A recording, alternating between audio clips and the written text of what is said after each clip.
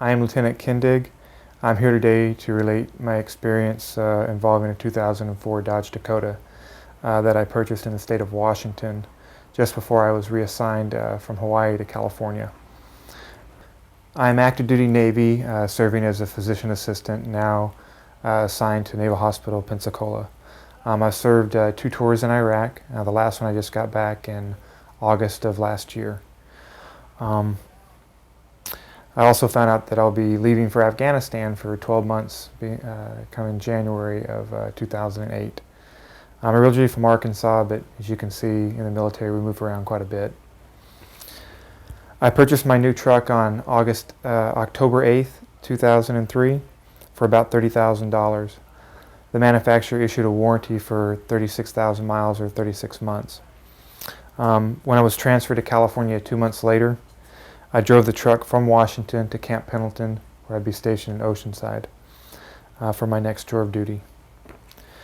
Before purchasing the truck, I actually did a lot of research comparing all the different vehicles from Toyota and Dodge, and I settled on the Dodge Dakota because I wanted to get an American truck, and I thought I was getting a truck that I could keep for 10 years for a long time.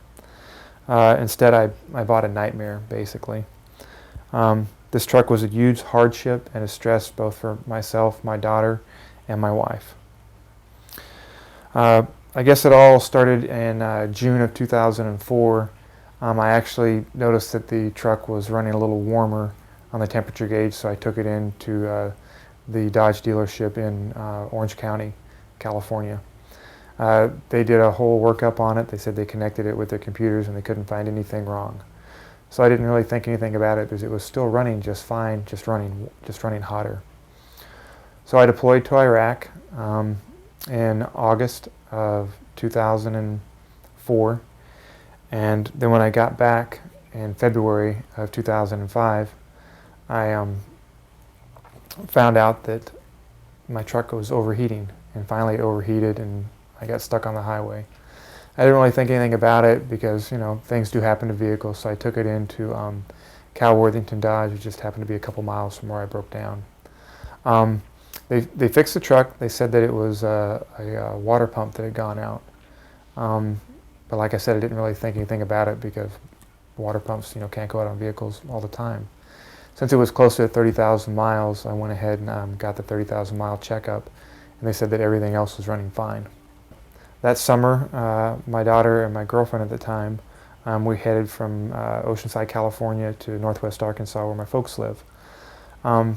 About 15 miles from my folks' house, the vehicle overheated again. We had to wait to actually get a tow truck to find a place to tow it, and we were stuck for about 3 hours. When I was able to finally get hold of the dealership where the truck was towed to, they said that the water pump went out again. And I voiced my concern at that time, saying, you know, it's kind of strange that the water pump would go out twice within 4 months. They said that's all they could find and that the truck should be running fine. Now, this is during my post-deployment leave. So for a week while I was in Arkansas, I wasn't able to use my truck and I had to borrow my folks' car, either that or rent a car. So I finished my vacation with my folks and started back to California again in the summer of 2005. We started noticing the truck overheating probably about almost halfway through. It was about 2:30 in the morning, and I kind of just limped into Arizona. We waited for the dealership to open up, and it took them about 8 hours to really finally get to the vehicle. When they did inspect the vehicle, they noticed that there was a major problem. They didn't know what it was, but they said there was a major problem. They had to take the engine apart, and I had to leave the vehicle there. So I got a rental car and left the vehicle in Arizona, drove back to California. 2 weeks later, I was finally told that my vehicle was ready. So this time, my wife now, she drove up with me. We dropped off the rental car that I'd been using for the 2 weeks and picked up the truck. About 10 miles after leaving the dealership, the truck started overheating again. So I drove it back to the dealership, waited for a couple hours. They said it was a fan clutch. So they fixed that and they said that it would be fine now. So took off again, started overheating again. When I called the dealership, they said there really wasn't anything they could do if they can't find anything wrong with the vehicle. I just need to try to get it home. So I made it to the next town that had a major dealership and took it in there.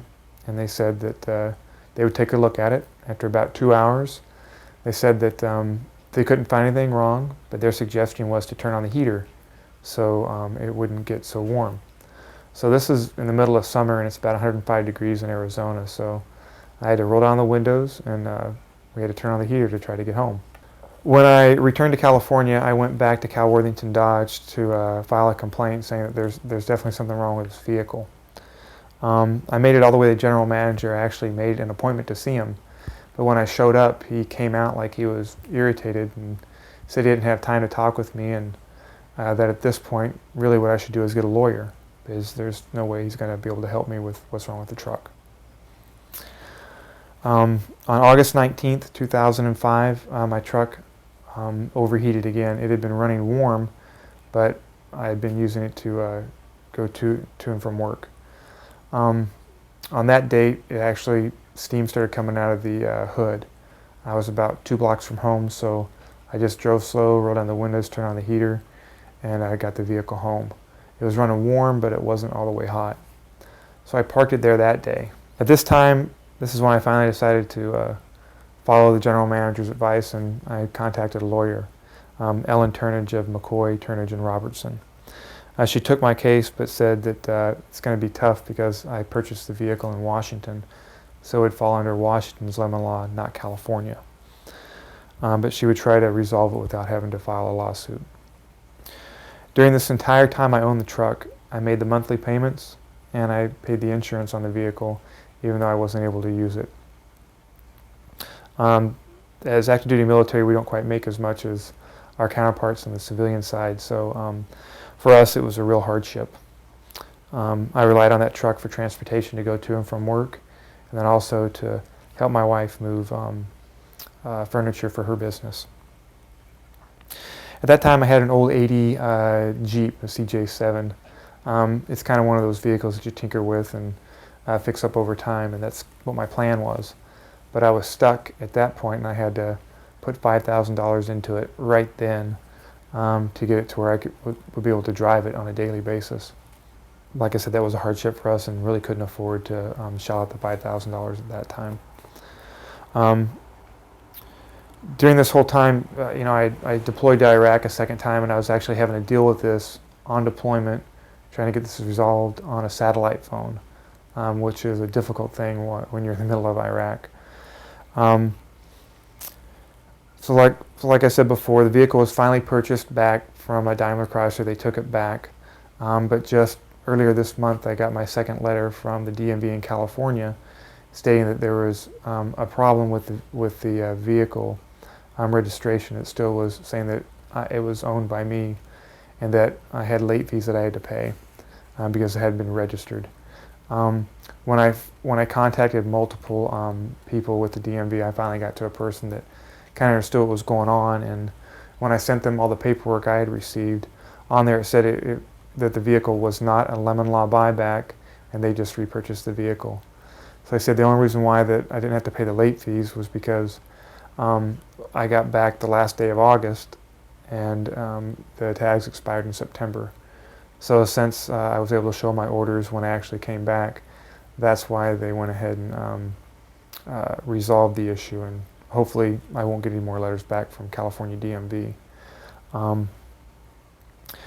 Senator Corbett, I really want to thank you for allowing me this time to tell you my story and your efforts for preventing this from happening from other military personnel throughout the U.S.